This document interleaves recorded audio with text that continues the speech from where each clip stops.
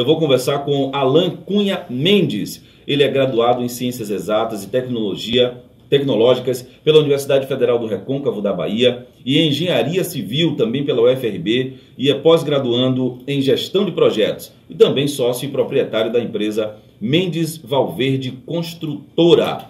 E o tema de hoje, vou construir. E agora? Bom dia, meu amigo Alan, tudo bem? Bom dia, Ciro, tudo bem? Bom dia a todos os ouvintes mais uma vez. É sempre um prazer voltar aqui e falar de um tema tão importante, tão recorrente, né? Quem nunca passou por uma obra ou teve um vizinho fazendo uma obra, uma construção, certamente todo mundo já passou por essa experiência. Às vezes ela é bacana, ela é positiva, né? Mas às vezes, quando não planejada, ela pode trazer muitos transtornos. Quem constrói, que sabe dessas dores de cabeça. Alan, resumindo de forma objetiva, o que é engenharia civil? Engenharia civil, Ciro, é um ramo da engenharia que trata do projeto e execução de obras de infraestrutura. Então, basicamente, todo tipo de obra que você vê, todo tipo de modificação do meio ambiente, na qual tem uma intervenção humana, praticamente a grande maioria dela requer um engenheiro civil, seja uma estrada, seja uma barragem, seja um porto, ou prédios, pavimentação, drenagem urbana, tudo isso faz parte do ramo da engenharia civil. Ótimo. E dentro dessa definição, Alan, qual é a importância que tem um engenheiro civil para uma obra? Sim, é uma coisa que eu posso fazer, deixar sem o engenheiro, ou eu tenho que ter um engenheiro e por quê? A importância são das mais variadas possíveis, desde economia, qualidade do produto. Agora, assim, para mim, o ponto crucial é a questão da segurança. A casa é um dos bens mais importantes que você possui. Por quê? Porque lá vai abrigar toda a sua família. Exato, verdade. E você não vai querer colocar em risco a sua família. Você só convida para sua casa a pessoa que você gosta. Você não leva inimigo para sua casa. Então, assim, e se leva, não passa da varanda. Não passa da varanda.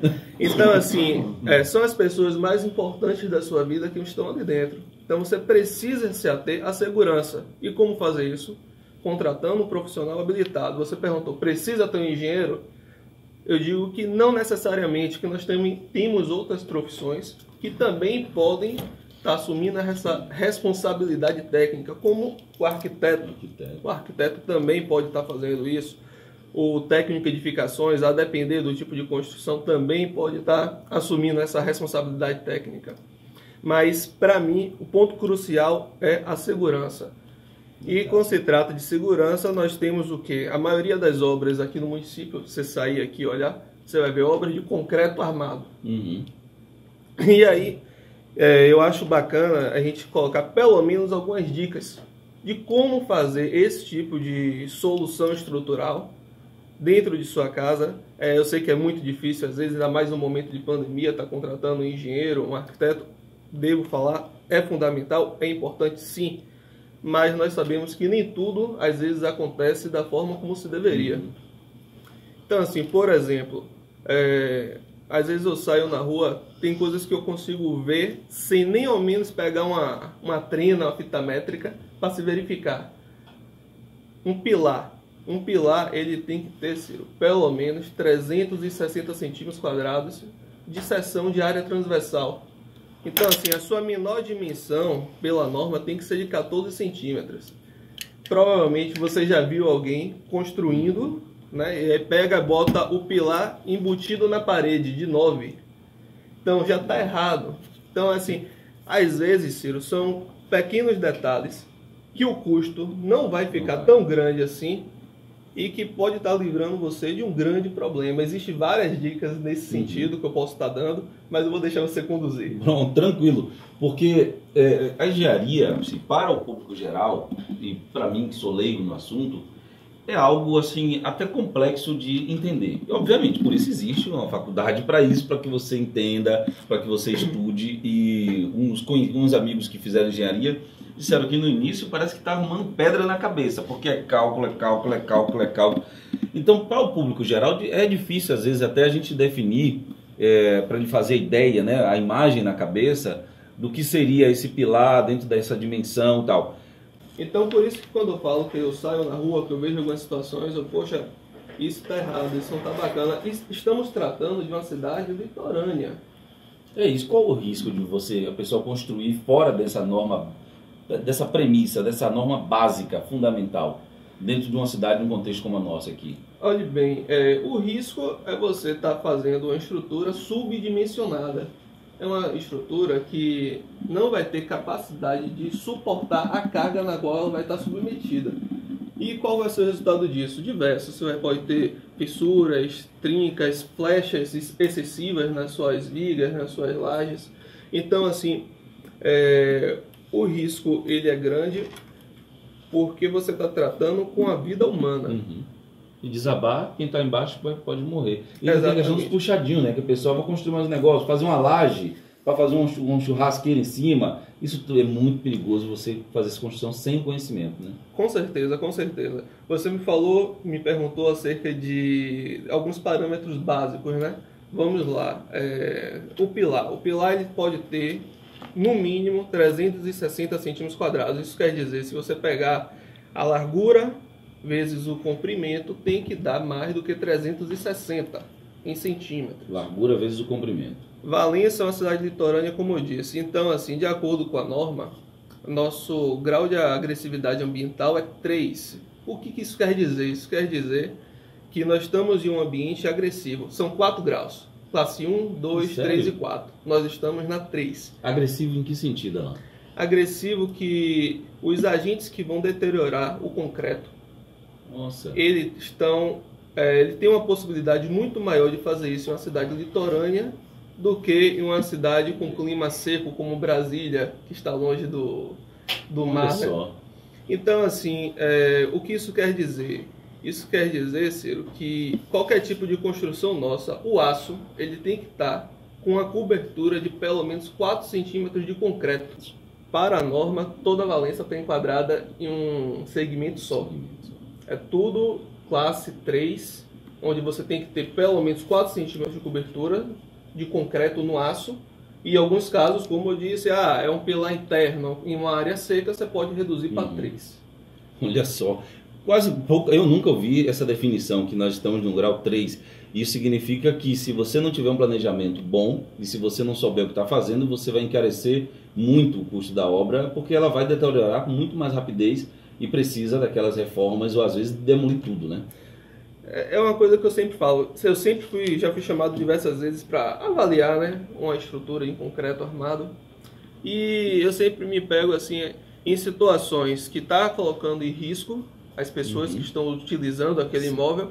E eu pego, olha, esse pilar aqui, ele está equivocado. Ele foi dimensionado, ou não foi nem dimensionado, foi feito, como diz, a facão. A faca. E aí eu pego e explico, não, é que ele teria que ter tal dimensão, deveria ter um pouquinho mais de afastamento entre o aço e a face do concreto. E a pessoa me fala, poxa, eu não sabia. Simplesmente não sabe. Eu não sabia, ninguém me orientou, eu não tinha como prever isso.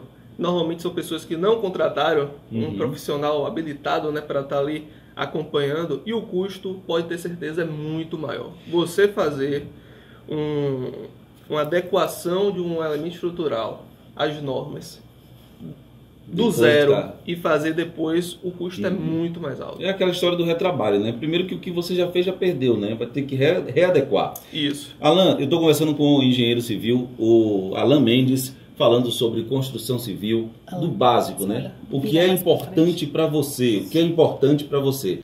O terreno, obviamente, é uma parte muito importante, acredito, porque você vai construir tudo em cima daquele lugar. Tudo. Você escolhe a casa, vou construir a casa ali. O que é importante avaliar ao adquirir esse terreno, que o cara vai comprar, fazer a casa dele? Quais os pontos mais importantes que você, como engenheiro, avalia? Basicamente, em primeira instância, eu avaliaria se esse terreno ele tem o tamanho, a área mínima necessária requisitada por lei federal, que são 125 metros quadrados. O mínimo que um terreno pode ter são 125 metros quadrados. É sério isso? É sério. Eu não sabia disso, não. Alguém aí sabe disso? Que um terreno para construir uma casa? Exatamente. Não fazia tem que ter ideia. pelo menos o lote mínimo hoje, por lei federal, 125 metros quadrados. Era até um problema que nós tínhamos na época que eu estava como secretário, que às vezes a pessoa queria tirar o alvará e o terreno ele tinha menos de 125 metros quadrados. Porque a situação, o cara pega um terreno, ele divide em fatia. Fatia vem dos pedacinhos onde a pessoa constrói a casa naquele pedacinho. Não sabia disso, para mim é novo. Eu acho que qualquer tamanho tá tudo bem. Então assim, primeiro tratando da parte legal. Essa daí é algo muito importante que tem que ser verificado. Então, só um minuto, por favor.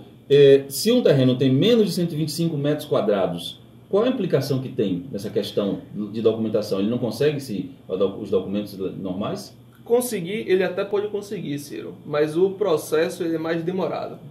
Porque, teoricamente, eu preciso pegar e sobrepor uma lei federal.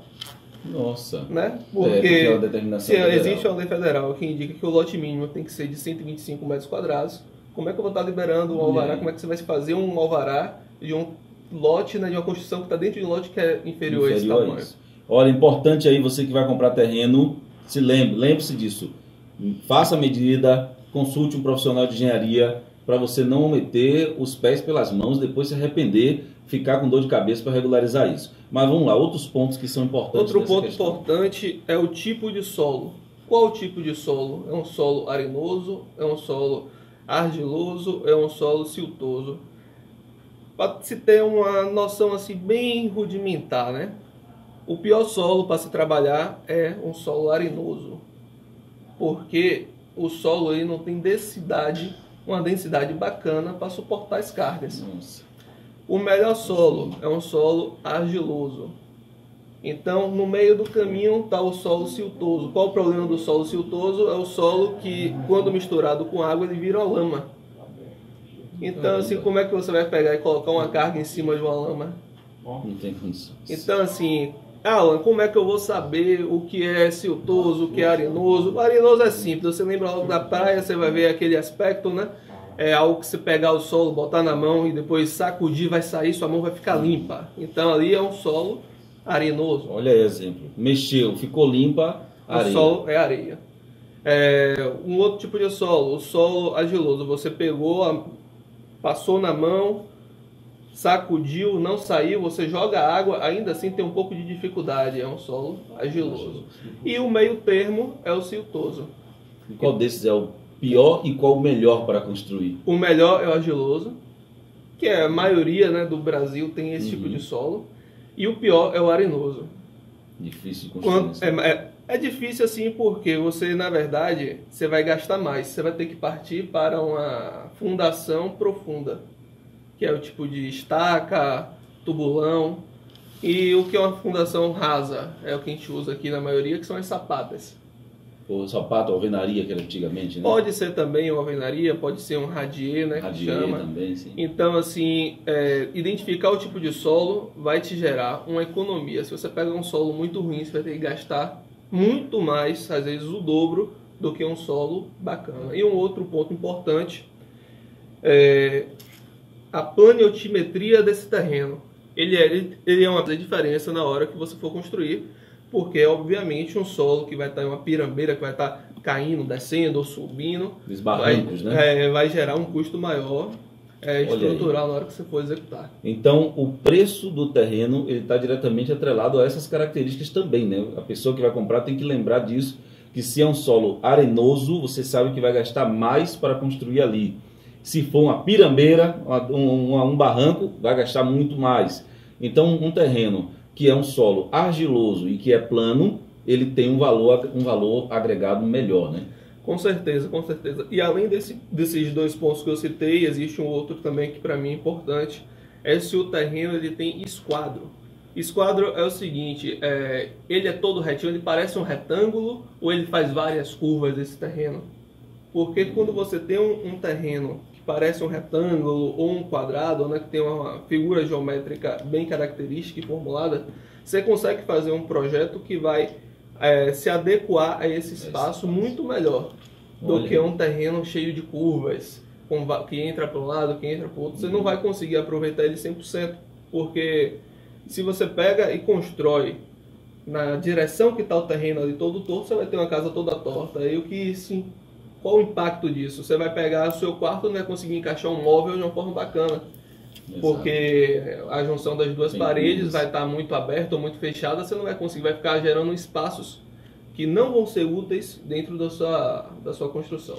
Olha quantas dicas interessantes para você que vai construir. Pena que o tempo não dá para a gente progredir com mais assuntos, mas só isso aí já vai fazer você economizar uma grana quando você... Tem gente agora, Alan, pode ter certeza, que estava decidido a comprar um terreno em determinado lugar, e quando ouvir você dizer isso, ele vai rever a decisão dele, e se ele chegar lá e encontrar esses probleminhas, ele vai mudar de opinião. Ou vai tentar negociar para reduzir o preço, porque o impacto da obra vai ser maior. Isso é muito importante, que a gente no dia a dia não sabe, né? O sonho da casa própria, o cara quer construir a casa, ele quer construir. Ele não presta muita atenção nas características do terreno. Ele compra, depois que compra começa o problema.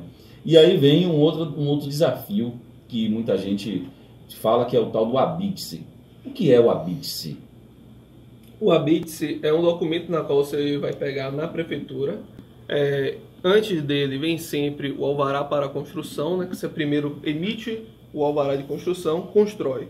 Depois de pronto, você vai à Secretaria de Infraestrutura e vai requisitar o habite-se, que nada mais é que um aval da prefeitura indicando, de fato, ele construiu aquilo que se foi apresentado quando se foi fazer o alvará de construção. E essa estrutura, esse imóvel, ele está dentro das normas técnicas para garantir a segurança do usuário. As pessoas estão ali. Então, assim, primeiro ponto, né? Você vai chegar, vai contratar um engenheiro, um arquiteto, vai na prefeitura para emitir o seu alvará de construção, com o projeto todo pronto. Você construiu, a obra está pronta. Antes de você se mudar para a obra, mesmo já tendo água, já tendo luz, já tendo esgoto, antes de tudo, você vai à Secretaria de Infraestrutura e requisita o habite-se. Eles vão enviar uma pessoa até sua casa para verificar, olha, realmente ele seguiu o projeto, é uma edificação que tem segurança para ser habitada. Tem muitas casas que não tem habite-se, né? O cara verdade. constrói e ninguém nem sabe que aquela casa existe, né? Então, qual é o perigo de você entrar numa casa que não tem o habite-se ou que não teve o acompanhamento de um profissional de engenharia ou de arquitetura, um profissional que tenha conhecimento técnico, além do risco de desabamento, né? Obviamente. Olhe bem, você quando tira o habite-se, você está valorizando o seu imóvel. Você está tendo uma garantia a mais de que esse imóvel ele está pronto para ser utilizado. Agora sim, você falou realmente, de fato, nós temos um problema no Brasil, que é o crescimento desordenado. O que é esse crescimento desordenado? É a pessoa construir, de qualquer forma, abrir loteamentos clandestinos, colocar o mínimo de infraestrutura para as pessoas e a pessoa acabar residindo em um local que não é adequado para habitação. Então, assim, o habite-se, além de dar essa garantia, para casos de estabelecimentos comerciais sem um habite-se, você não consegue tirar o seu alvará de funcionamento. Então, tem também essa complicação. E aí, sem alvará, você não consegue emitir nota fiscal, você não consegue fazer praticamente nada no negócio. Mas a casa, né, as casinhas, a pessoa vai construindo e vai... Aí, falando nessas construções, nesses habite-se, Alan, a gente muitas vezes vê casos de desabamentos de pequenos prédios, pequenas casas, que tem 2, 3 andares, mas que aquilo não tinha nenhuma estrutura para ter 2 ou 3 andares ali em cima. Isso tem como fiscalizar isso com uma atenção maior durante o processo de construção, ou é algo muito difícil, numa cidade como Valência, por exemplo? Se você está falando de poder público, é realmente muito difícil. Né? É muito difícil, porque o ideal é a pessoa ter essa consciência. Ter a consciência que é necessário contratar um profissional. Da mesma forma, quando você está com um problema no fígado, no rim, você vai procurar um médico. Exato. Você não vai pedir a opinião à vizinha, ou à tia, ou o primo, ou o médico. Você vai diretamente no médico para ele resolver o seu problema. Então é preciso mudar essa mentalidade das pessoas. E às vezes, contratar um engenheiro, um arquiteto sai caro. Não sai caro. Não sai caro porque a economia ela vem com o tempo. Com uma tranquilidade de você chegar à noite, poder dormir na sua cama e saber que você está em um local seguro. Então, eu acho que isso daí é algo que não tem preço. Sem dúvida. Você botar a sua família, como você disse, as pessoas mais importantes da sua vida estão ali, né? Dentro daquele espaço, que tem que ser um espaço realmente seguro. Alan, infelizmente o tempo está quase acabando, mas eu quero 2 coisas ainda sua. Primeiro, se você tem alguma história inspiradora, uma história interessante, porque a casa própria é o sonho de praticamente todo brasileiro, né? As pessoas constituem família, ou às vezes nem constituem família, mas quer o seu canto para morar, quer construir. Nem todo mundo consegue, passa a vida toda de aluguel, ou às vezes em situações complicadas, nem para todo mundo. Mas todo mundo tem esse sonho. Você tem alguma história de alguém que queria ter uma casa e conseguiu ter essa casa, que você fez parte desse processo? Sim, com certeza, já fiz parte de diversos processos. A pessoa às vezes procura, né, para construir, fala assim: Alan, eu não tenho condições de fazer uma casa luxuosa, não tenho condições de gastar muito. Então, você chegar, usar a engenharia para falar: olha, nós vamos fazer apenas o que é necessário, o mínimo para garantir a segurança, e procurar métodos construtivos para reduzir os custos dessa construção. É totalmente possível. Às vezes a pessoa fala: ah, não, para construir uma casa tem que ter pilar, tem que ter viga. Não necessariamente. Você pode utilizar outros métodos construtivos que acaba removendo esses elementos, né? O exemplo de alvenaria estrutural. Aqui a Minha Casa Minha Vida, né? São 126 unidades em que todas essas unidades foram feitas com alvenaria estrutural. Então você não tem necessariamente pilar e viga, esses elementos. Você não tem uma fundação como uma sapata. Então, assim, é uma solução pensada para aquele tipo de casa específico. Agora, quando você me falou de uma questão assim inspiradora, para mim, uma vivência que eu tive que para mim foi realmente uma participação minha, né? E que eu consegui mudar, impactar a vida de muitas pessoas, foi na época como eu estava como secretário, em que nós levávamos dignidade às pessoas. Dignidade quando se levava saneamento básico. A pessoa morar em uma rua que não tem uma pavimentação, que não tem um esgoto, que não tem uma rede de água para estar suprindo suas necessidades do dia a dia, é desumano. Então, verdade, poder participar disso, poder melhorar a vida das pessoas, como nós na época conseguimos fazer com diversas ruas, diversas pessoas, impactar as pessoas, impactar de uma forma positiva, de uma forma bacana, melhorando a qualidade de vida dessas pessoas, foi realmente algo que, para mim, foi muito gratificante. Que você vai diretamente no problema básico, fundamental, né? Que é a infraestrutura, né? O básico. Isso. E esgoto, água, né? Poxa, eu sei muito bem o que é isso. Alan, por que você escolheu engenharia? Por que você se tornou engenheiro? Você acordou de manhã e disse: ah, eu vou ser engenheiro. Qual foi o motivo? O que te motivou?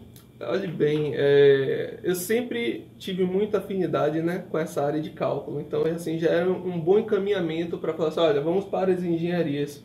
E na minha família, né, eu sempre vi pessoas construindo e sempre vivenciei um pouco disso e sempre fui muito curioso. E então, com essa conjectura, né, a afinidade com a área de exatas, e essa vivência de ver a mãe construindo, o tio construindo, a prima, e estar vivenciando isso, foi algo que foi me trazendo mais para a área da engenharia civil.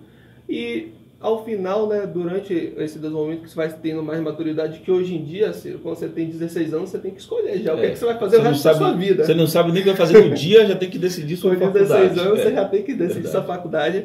Então, assim, com o tempo, você vai criando um pouco de maturidade. E essa parte de poder impactar a vida de pessoas, às vezes uma pessoa, uma família, às vezes centenas, fazer a diferença, poder melhorar a qualidade de vida, isso é hoje o que mais me incentiva, é o que mais me faz querer acordar e fazer um negócio com qualidade, com segurança, porque é a vida da pessoa que está ali naquela casa, é a família dela. Eu sempre, quando estou com minha esposa, que é arquiteta, né, que a gente pensa em fazer um projeto ou construir, a gente pensa na necessidade daquela pessoa. O que é que essa pessoa gosta de fazer? O que é que ela quer fazer? Porque assim é da qualidade de vida. E é para onde a pessoa volta, né, no final do dia, onde ela dorme, onde ela vai ter as melhores memórias da vida dela, onde ela vai receber a família, onde vai criar os filhos.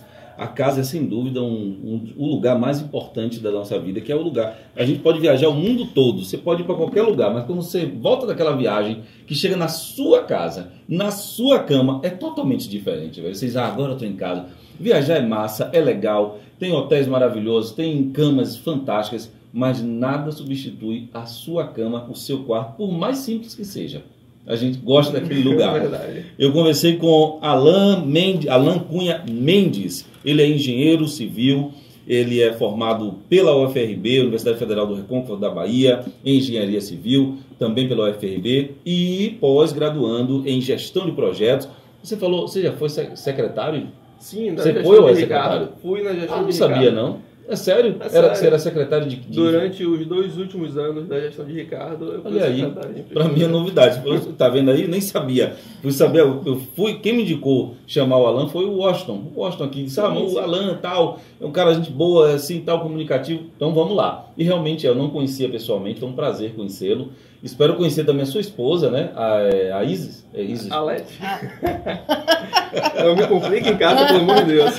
Isis Valverde, não. É... Alete Valverde. Alete Valverde. Porque não tem a Isis Valverde? Tem. Pois é, né? Não, fiz sacanagem, né? Sério. Alete Valverde, ela é arquiteta? Arquiteta. Pronto. Se conversar igual a você, se tiver o conhecimento igual a você, já está convidada. A gente vai marcar aqui para ela vir aqui, viu, Manu, que é a produtora, e aí a gente conversar sobre isso. Alan, vamos conversar depois de outros assuntos. Hoje foi só a questão do básico da construção. Construção civil tem muitas dúvidas. Hoje, essa semana, a gente passou num lugar, viu o pessoal literalmente batendo laje. Eu disse, gente, o pessoal ainda bate laje, junta aquela galera toda, faz uma feijoada, pega uma caixa de cerveja, 1 litro de corote, fecha a rua e começa a bater laje. O pessoal ainda bate laje. Tenho muitas dicas para dar sobre esse assunto. Laje. Muitas dicas. Pois é, que antigamente era com blocos, hoje é com aquelas placas de isopor, né? Enfim, tirar as dúvidas, como é que funciona aquilo. Agora, uma coisa que o Alan disse aqui, bem importante, e é importante você lembrar é o seguinte: às vezes, na maioria das vezes, você consultar um engenheiro antes de construir já pode ficar mais barato do que você não consultar um engenheiro. Porque, como ele disse, adequar o projeto às necessidades e às condições de pagamento daquela pessoa, mudar o tipo de material, mudar a maneira que vai construir, pode reduzir o custo da obra que vai caber no seu orçamento. E às vezes, Alan, a gente não vai conversar, as pessoas mais simples não conversam com o engenheiro, porque dizer, engenheiro é caro. A engenheiro é caro, o arquiteto é caro, eu vou fazer do meu jeito aqui. E acaba saindo mais caro do que se fosse conversar com o engenheiro. Adorei conversar com você, muito obrigado por ter vindo. Dá um abraço na sua esposa. Tem filho ou filha? Tenho uma filha. Uma filha.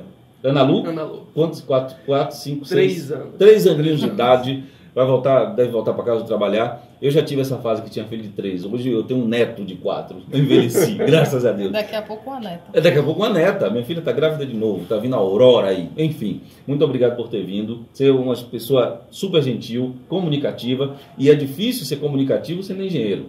É difícil, porque o assunto é muito técnico. E você conseguir passar isso de uma forma clara, que as pessoas consigam compreender, que não é da área de engenharia, isso é fantástico. E se eu, que sou completamente ignorante em engenharia, eu sei nada, e não sei nada de cálculo, conseguir compreender o que você está dizendo, o ouvinte também conseguiu. Muito obrigado. Eu agradeço, agradeço pelo convite, agradeço por estar aqui e poder estar passando essas informações ao público, né? Em geral, essa parte da comunicação é importante, porque não importa você ter todo o conhecimento do mundo, né? Mas se você não consegue passar ele para o outro e fazer ser compreendido, não adianta de nada. Exatamente. Conversei com o Alan. Alan, ele é da Mendes e Valverde Construtora, Alan Cunha Mendes, no penseaí.com.br, também para todas as outras 200 e tantas redes de podcast que hoje o mundo existe, a gente está em todas. Obrigado a todos.